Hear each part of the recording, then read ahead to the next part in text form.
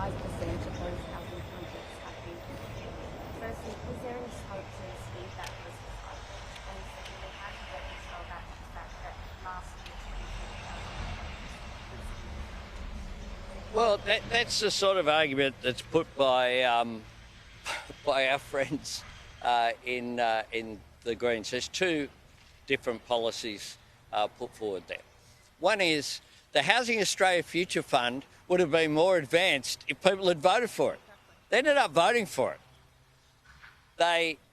They blocked and they had all this rhetoric out there and then they voted for it.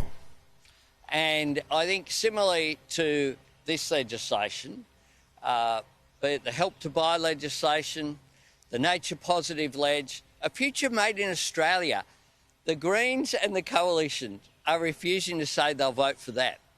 Like, if they want to vote against making things here in Australia, then let them put that argument of why. But don't let the argument be attaching some obscure amendment about something that's nothing to do with the legislation and therefore saying you won't support our amendment, that's why we're voting against the ledge. We will put legislation to the Parliament.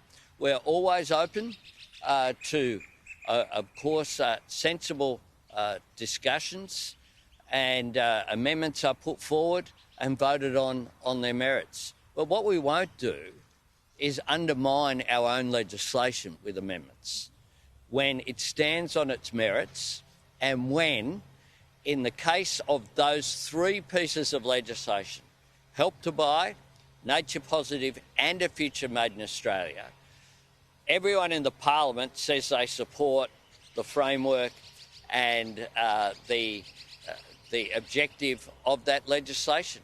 It's as simple as that. Now, with regard to the Social Housing Accelerator, if you have a look at my social media, you see a place I was at in Canada Bay where we were fixing up public housing.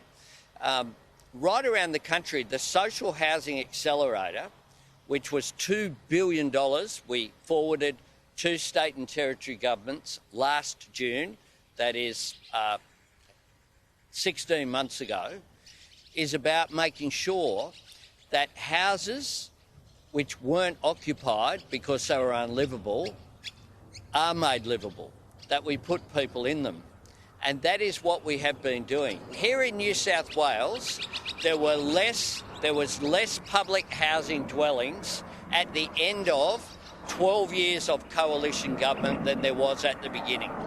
Now, that is a disgrace. It's an indictment. In Tanya's electorate here of Sydney, the flogging off of housing in Millers Point and the Rocks and those communities where money was going to be put back into public housing and it just didn't happen. It went missing on the way through. Now, that is a disgrace. I actually think that public housing is okay to be in nice areas like Millers Point. I think that was a disgrace. I campaigned against it, so did the member for Sydney, and I'm sure if Claire O'Neill was the housing minister at that time, she would have as well. Just on your point about making unlivable housing livable, why were there 24,000? Because the Liberals didn't put any money into public housing.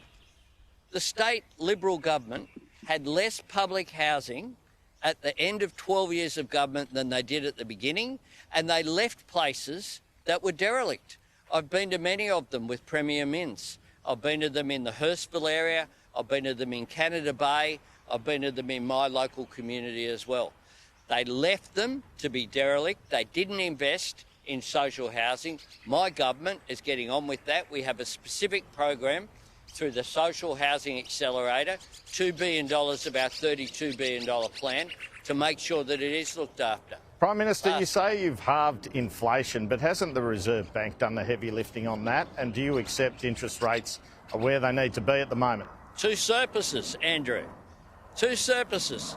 Two more, give you a really easy figure to remember. Will it be a surplus next time? The number of surpluses under the former government, 0.